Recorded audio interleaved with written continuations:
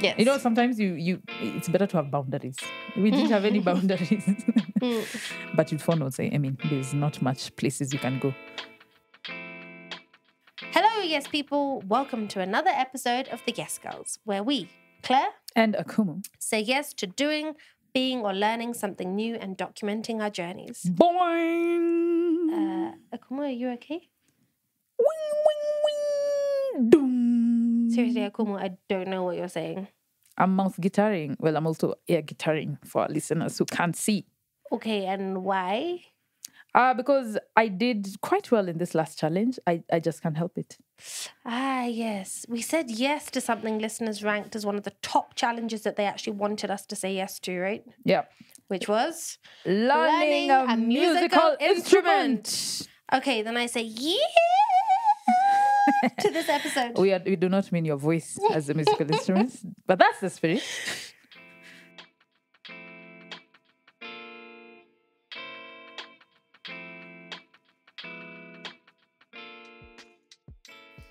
Akumu, can you believe we're already on season 6? 6. We've had so much amazing feedback from listeners and subscribers, and the reviews mean the world to us. So, Auntie_P_Papecha, I hope I said it right. She said this about the being happy episode. The vulnerability in the episode is so heartwarming. Love emoji, love emoji. Thank you, Auntie Papecha. If you've not yet rated and reviewed us, we'll give you a minute now to pause. Go to your podcast player, wherever you're listening to us. And yes, you can find us on all major podcast platforms, but we do have a preference for AfriPods. Please check them out. They have a wealth of African podcast content, and we just love them. Yes. So go there, give us a rating, or whichever platform you're on, give us a rating. 5 stars, maybe, just a suggestion. And let us know why you listened to the show, or why you listened to that episode, or what you liked about it. It really does help others to discover the show, and then they can be forever grateful to you for bringing a little more yes into their lives. Anyway, time to get on with the episode and meet our experts.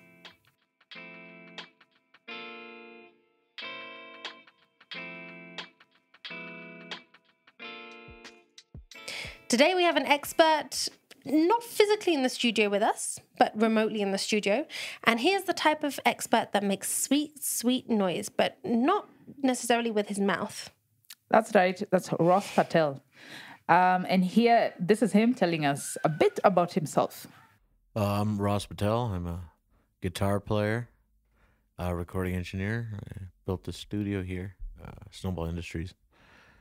I started playing guitar at the age of 12 and then just forgot about everything else, schoolwork and all that. Just played guitar. Made my first album when I was about 14.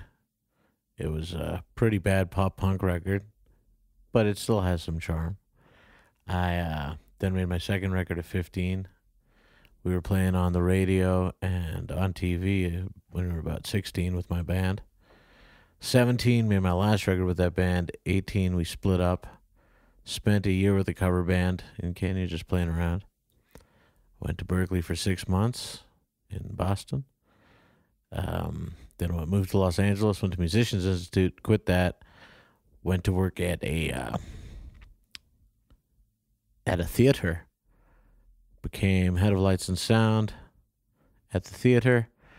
Did about maybe 20 odd shows, separate shows there. Moved to London to become a musician again. And lived there for a year. And turned out to be just a bunch of drinking and drugs. So thought, let me go back to Kenya. We're not getting any work done there. Came back here, started the studio. First studio did well. Worked on Burna Boy's record, African Giant. And on the success of that, we decided to build a larger studio, the studio that you guys record in today. And that brings us to the present. So for this episode, learning a musical instrument, we focused on one particular musical instrument because in a day, which is the timeline we give ourselves for each challenge this season, we had to be realistic about how much we could take on. So one day, one instrument, one expert. So let's ask Ross how and why he decided that electric guitar is a good instrument for us to do in terms of an introductory class. It's the best instrument for learning an instrument at all. It's one of those. It's not that hard to learn. Within a month, maybe 2 months. I mean, you can be playing most songs, at least the chords, quite easily. Obviously, I think it's the best instrument in the world. It's my favorite instrument. It's versatile, considering if you go back 100 years, it's a completely different style of playing. You go back to classical guitar, whole different style of playing. You go to Jimi Hendrix, whole different style of playing. You go to punk rock, whole different style of playing. It's an instrument that evolves and creates entire genres with every generation that passes. Perhaps this generation is the only generation to not have created a new genre based around the electric guitar. Well, either way, that is the challenge we set out to address, and Snowball Industries, with almost 40 guitars in the house, is a pretty good place to do it. So, Akumu, explain to us how we went about the challenge. I think you'd remember better, but let me try. So he taught us 4 notes. Or it's a chord. What's it called? The whole thing was 4 notes. 4 notes, Yeah. different notes. So you remember the frets. It was a certain fret and a certain Yeah. You count second the string. frets and the strings. So you remember the frets. Or you said it in a video. I think you'll remember. I think it was fifth and seventh. And then second string, Second all and of them. third string. Yeah. Second and third or second string, all of We them. changed strings. Oh, yeah, just second and third string, fifth and seventh fret. And with those 4 notes, we were trying to kind of give kind of a percussion beat to what's it called? A royalty-free song that was playing continuously in the background. Yeah. Oh, and it was like a blues backing track. Yeah. So we could riff on it and see how we fared. So let's hear about how we did, not just in theory, but in real practice. And after the break, you'll even get to hear some of the sweet or sour sounds that we ended up making.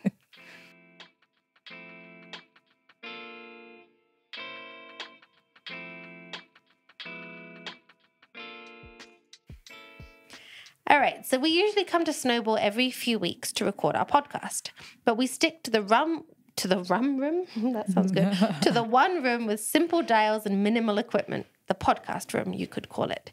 This particular Thursday, however, we got right into the belly of the beast, in the heart of the huge music studio with more dials and controls than an airplane, seriously. And Ross and the team were tuning 3 different electric guitars using methods that were and still are a mystery to both of us, I think. They were actually even putting on the actual metallic string on some of they had guitars, to string one of them, Yeah. And there was a blues backing track playing in the background, which seemed really simple, but also far too complicated for us to ever attempt to play. And I thought that's what we'd have to play. But thank God for that. Because in a day, all you have to do is just create. That's what I'm saying. It's like you're just drumming to it. So we're using the guitar to kind of accompany it. And yes, I have very minimal musical experience. I mean, I did some recorder in high school. Like most unfortunate kids. Recorder is that plastic thing that looks like a flute, but it's not a flute. And I was terrible at it. Terrible. I actually dropped music because of that. Yeah. And whilst I did learn to read sheet music and did a few years on the clarinet and some other instruments for fun during my travels, I've never even touched an electric guitar. So this was a whole new world to me. Yeah, so let's hear. And we were so excited that Ross suggested this challenge for us because we initially wanted the acoustic guitar, right? But he suggested the electric, and both of us were just excited. So let's hear how Ross first learned how to play. What got him into guitar? So I had a teacher for about 3 weeks, and that was about it. Then at the time, I mean, the internet was popular, but luckily I had access. Or starting to get popular, but I had access. So learned tablature, which is a form of notation designed for the internet, because it's not easy to write down notation and transmit it without it being an image online. And back then, images would take a minute or so to download, so that wouldn't work. So it's a text-based system of notation called tablature. And then once you learn that, then you can search up any song you like or want to listen to, and you can learn it quite easily. And then you pair that with just listening to music and playing what you hear. And then that's how I learned to play guitar. Yeah, and so Ross, tell us, how did you go about teaching us some of the basics of the electric guitar? So my whole idea was that, it's a lot of times I've taught guitar for many years. I used to always have a student. I thought it was a part of being a musician was to always have a student. So I did. And one of the things I realized was that people tend to they'll they'll sort of hit a roadblock and then they'll stop. And I think it's because they're not getting any validation or any kind of feeling of accomplishment, or that they're getting anywhere near. They kind of see it, and then they hear themselves, and they're like, wait, I want to play Oasis songs. I want to play it just like I heard it on the record. And then they spend a week doing it, but then they're not sounding like the record. And I would try to get them on stage, and I said, you have to get on stage. Because, I mean, 1 hour on stage is worth maybe 100 hours of practice because of the focus you have and the amount you'll improve. But it was impossible, and that's usually where the lessons would end, because for me, there was no use in teaching somebody who wasn't going to perform live. For a hobby, there's other teachers, but I was like dead set on teaching performance and how to play and how to do things like that. So I thought when we were working on it, I thought a good idea would be to just dive into your first recording. And you'd be surprised by how little you need to know to be able to record and sound good, and maybe get some kind of feedback on yourselves and realize that, okay, so I know like 1 note, 2 notes, 3 notes, 4 notes. I, just learned to play those a little bit. And now I can actually make something that kind of sounds good. So if I learn those 4 notes really well, then I could actually play a lot of fun stuff, and I can have fun doing it, and I can get that reward. And then you start to understand what it's a good basis from where to branch out. Now, if you learn another note, now you can add that to your repertoire. And then there's only 12 notes to learn by the end of it.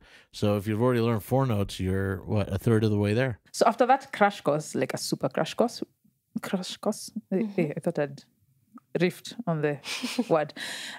We got to riff. Mm-hmm. So I'm wondering if that qualifies as riffing, because we were doing it on top of a blues track, and then just using the 4 notes to try and figure out how it will go with the song. So basically, we're trying to get familiar with those 4 notes, and then trying to create some little melodies along with the blues track, right? We got total creative freedom. It was quite fun. And scary. Yes. Sometimes you it's better to have boundaries. We didn't have any boundaries. But with 4 notes, I mean, there's not much places you can go. So let's take a listen to what we actually did and what we made. Yeah. Thank you, Snowball, for mastering this. Check out the Yes Girls Rock and Roll Band.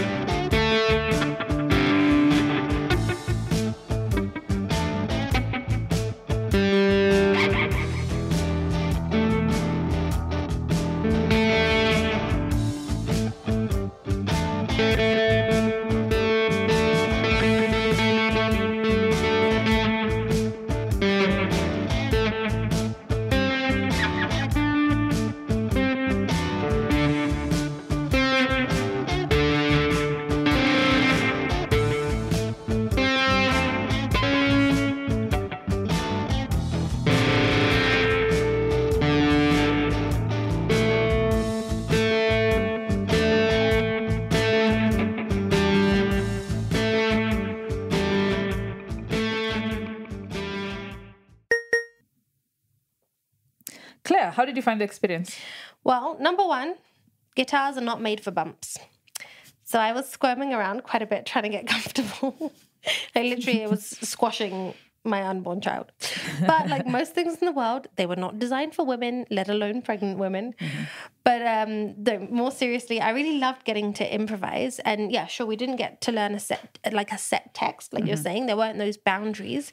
But I feel like to really get comfortable with something, even just basic something, this was a great way to start because we were given a framework, right? Just those 4 notes, and you've got the backing track kind of giving you that rhythm. And then on top of that, you could do whatever you want.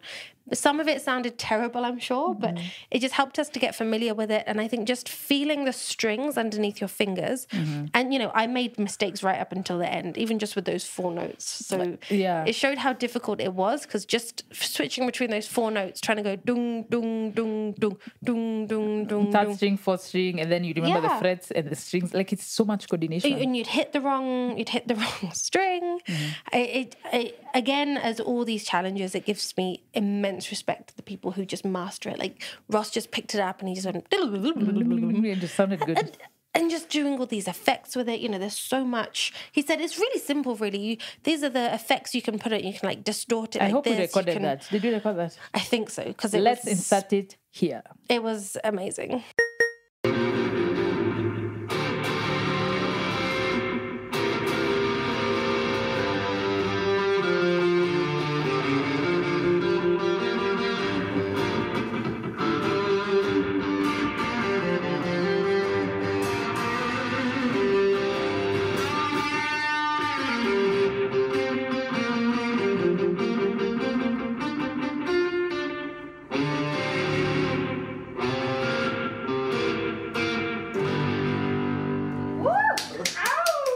So all of those notes in that whole... First of all, I think guitar is the sexiest. It's the sexiest instrument in a band anyway. So I was just excited. But You're excited about being sexy, or? If you're holding the sexiest instrument, you suddenly become sexy. Even if you aren't. So I felt the power of this instrument. I think it was hard. Like the hand movement and the coordination was too much. It's hard enough. I think my issue with the recorder in high school was the hand movement. So with the guitar now, it's 2 hands and they're doing very different things. That's even harder, I think. But the fact that we were each given like around 10 minutes, okay, maybe 5. To just play around. Yeah, it was quite a long time. Yeah. It felt like a long time. Yeah, so that's a lot of power to give to beginners. But it was fun because now you can actually see hope that one day maybe I can just be as sexy as everyone who plays this instrument, I liked it. I think it's something I would want to consider trying at some point. But I feel like it's way easier than definitely the acoustic because I've tried acoustic and... This one just seemed easier, kind of. Because even whatever you're strumming, the sound is louder. So it just feels way more powerful than an acoustic guitar. Yeah. That almost freaked me out because it's not as... I was like, where is the sound coming from? Because it's not like an acoustic guitar where you strum it and you feel the thing vibrating and you know that it's hollow and that's where the sound is being generated. With the electric guitar, I'm like, why is it so heavy? What's in here? Where is the sound coming from? Why is there no sound until it's plugged in? Yeah. Like, because it was such an unknown, it was almost freaking me out. And the fact that it's so loud, even your mistake is just as loud as your good note. So it's a lot of power, but a lot of scare. It's scary as well. Yeah, you can't hide bad playing, I think, with an electric guitar. Yeah, I guess so. But normally in a band, electric guitars is more... I don't know. Is it the main instrument that you'll hear? I guess it all blends together. It's kind together, of like, right? it's not really in the background like the drum, yes. So it's more foreground, yes. Yes, it is more foreground for a than the reason. drums. Like it sounds good. Yeah. And yeah, you created a Yes Girls theme with it. We did. Shall we play that specifically? That little We clip? should. Let's do it. Bum. Yes, girls! Welcome to the stage, the Yes Girls podcast! Woo! The crowd goes wild! Patel and Akumu. And now Ross for the ratings. But first, a quick break. Make us sweat for our ratings.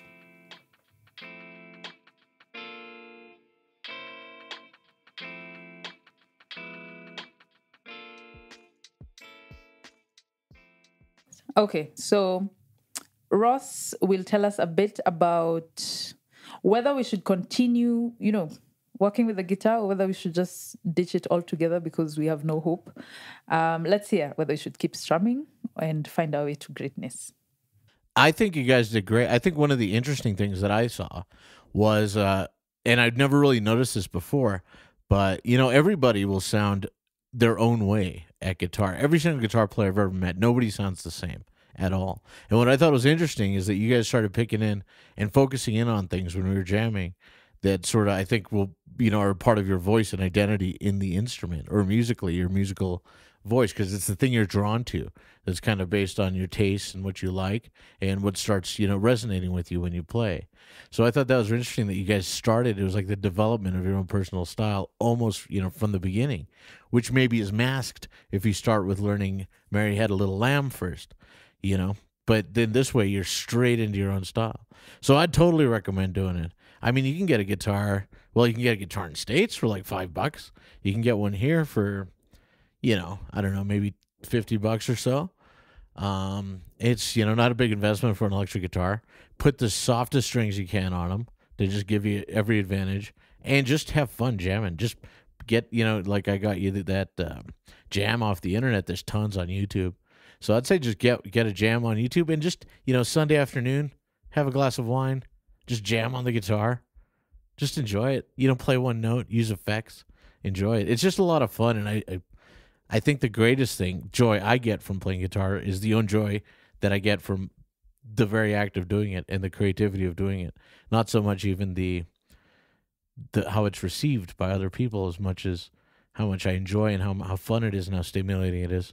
And I think it's a lot of fun. So I hope you guys continue. Thank you, Ross. You were an incredibly patient teacher. And I know we weren't always the best students, but really it was amazing what you did with us in such a short period of time. And definitely we hope to live up to your expectations of us in the future.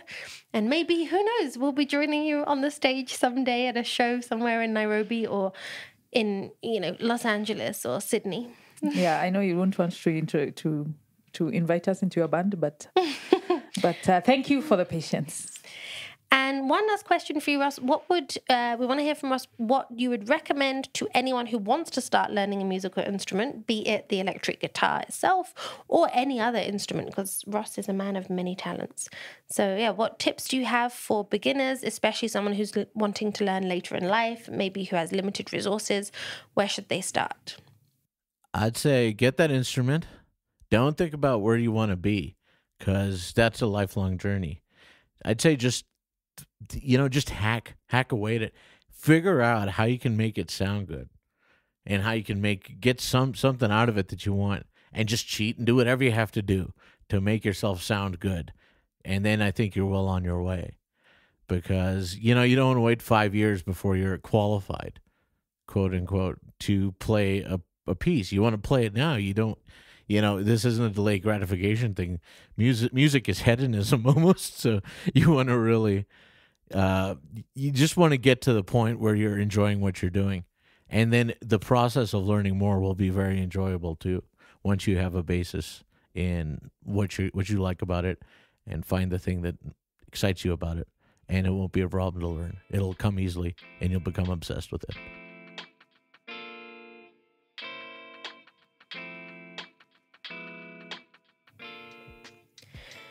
Well, that was certainly a noisy episode, in a good way.